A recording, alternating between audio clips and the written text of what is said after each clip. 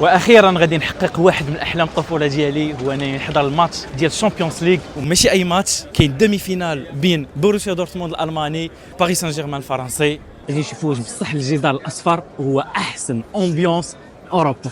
مرحبا بك معايا في باتوتا ترافل كوميونيتي اللي كنشارك فيها افضل الوجهات وتجارب السفر. ما تنساش تابونا وتسيبورتي لاباج. التجربه ديالنا بدات من باري فين شدينا الطياره نهار الماتش لمدينه دورتموند اللي الحياه فيها دايره على النادي ديالها بوروسيا دورتموند. ويمكن تجي لالمانيا وما تذوقش الكباب الالماني قبل الماتش، راك عارف المعالجه. ايوا الامبيونس كتبدا تحس بها ملي كتوصل للملعب ديالهم اللي صراحه تحفه، وبدون شك افضل لحظه هي ملي كتدخل اول مره وكتشوف الجدار الاصفر فيراج اللي كيهز 25,000 متفرج. صراحه احساس رهيب.